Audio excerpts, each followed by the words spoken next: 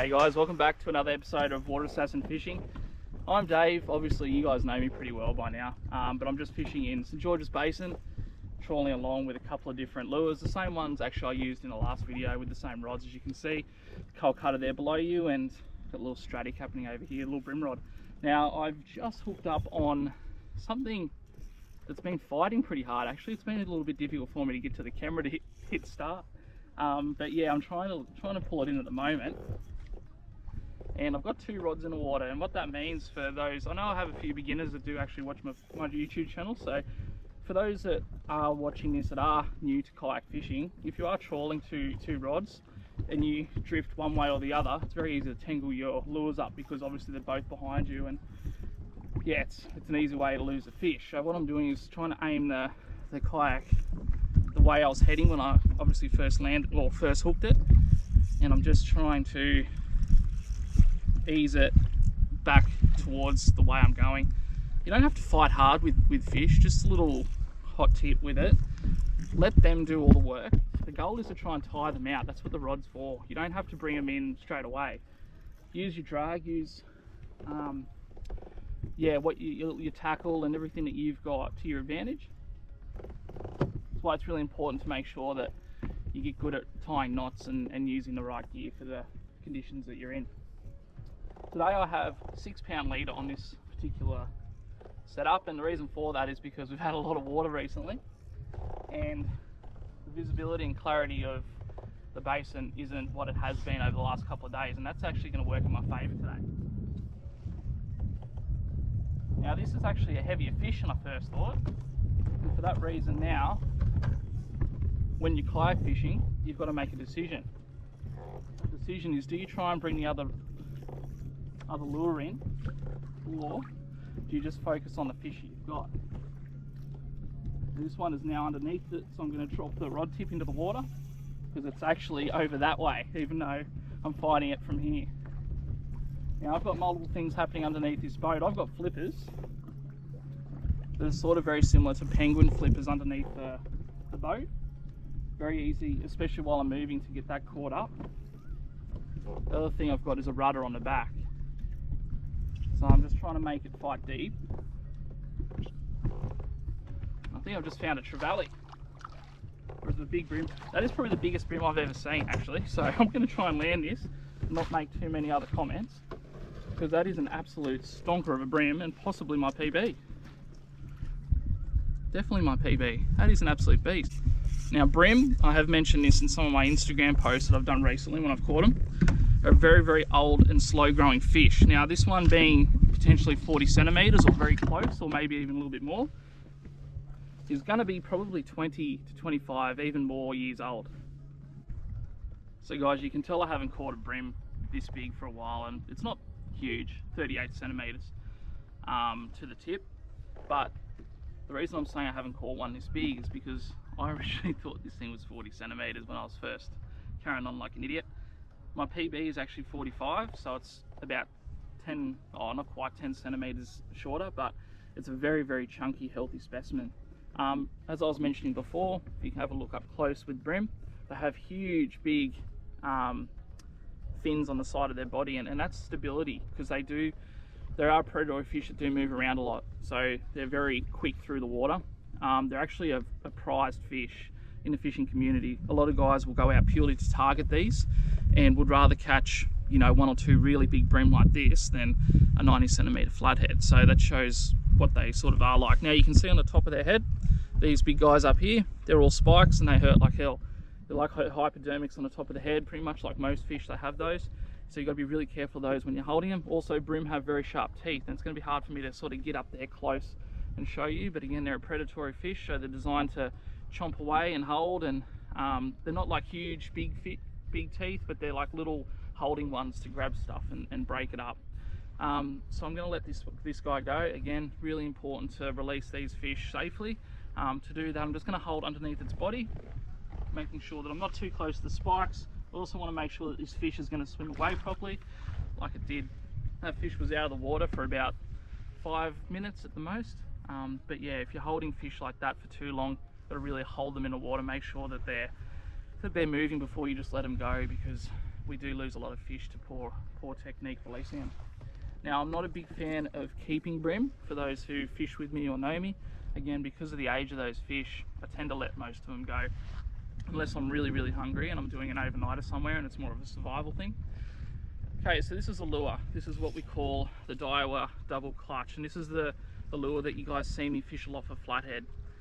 This bib on it, the front of it, so just for those beginners that are maybe watching this at home, the longer the bib, in most cases, the deeper the lure goes. This one is about 2 meters deep when it's swimming through the water. What the bibs do is, and you can see I haven't really tied that on properly, I was trying to get in the water as quick as I could. They're designed to push the water against this little part here, and it makes the back of them swim along. Daiwa have ingeniously come up with this little weight that slides back and forth, and you probably can't see it on the camera, but there's a weight in there that moves back and forth.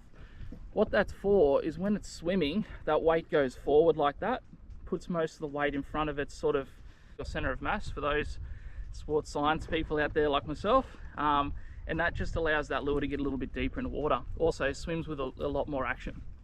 Now, the reason it slides and the reason it's not there all the time is because when it's at the back like that, it makes it a hell of a lot easier to cast, because obviously when you're casting it out, that center of mass is now at the tail, and when you're flicking it out, that will send it out like a bullet. So it's a really, really good lure to use, and definitely my favorite one for fishing the basin. Now you can see here, this one again was, I just threw it on so I could get out on the water as quick as I could.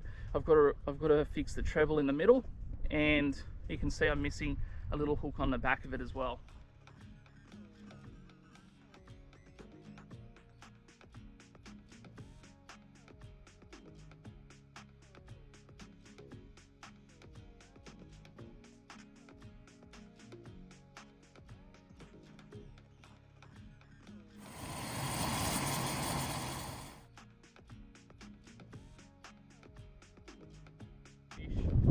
Big flathead, just nailed this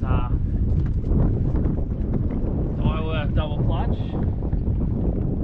Absolutely pumped it. So I'm gonna have to try and bring this thing in without touching that other lure, because I've got a bit of a fear that if I try and bring that one in, I'm gonna lose it. So what we're gonna do, try and fight this fish on this side of the boat, which is gonna be hard once it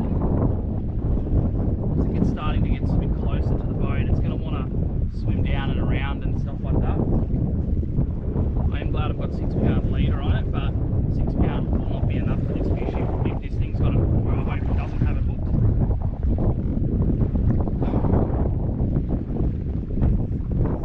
Again guys, excuse the audio, dealing with a bit of wind that's picked up since I've talked to you guys last.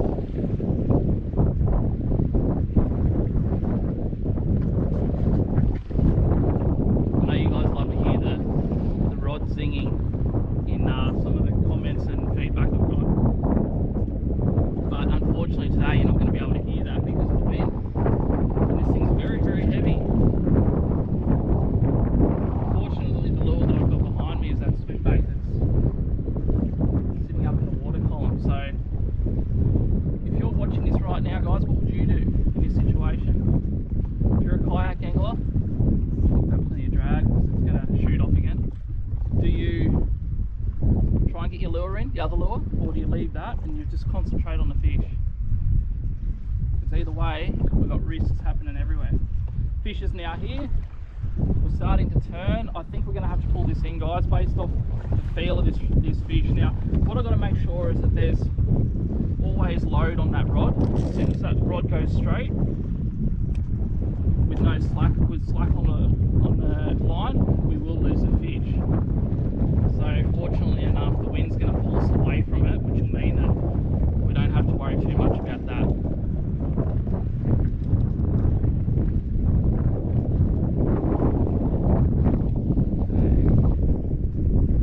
Alright.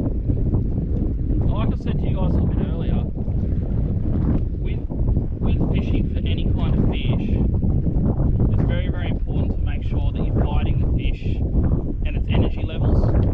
So it's a battle between it and your gear. You're trying to make it tight so you can bring it in. The goal isn't to try and rip its throat out through, brute force. And you know it's big guys when it's just going to to sit on top of the water like that. Got all sorts of things there. Okay.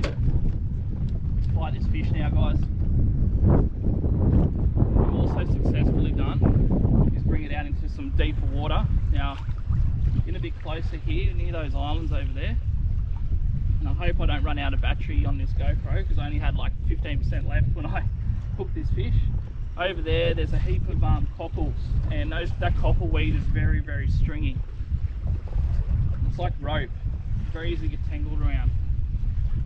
So I am happy that I've brought it out here, but again, we are fishing now with a huge, it's a massive flathead actually. If you guys have seen that for the first time, we're looking at something pretty big, guys. Can you see that? Massive. Okay, now the goal is to try and get back to land so we can get some proper photos of this big girl. Don't worry, you can handle the lack of oxygen for a little bit. This is the best thing about being an Ironman triathlete as a fisherman with pedals.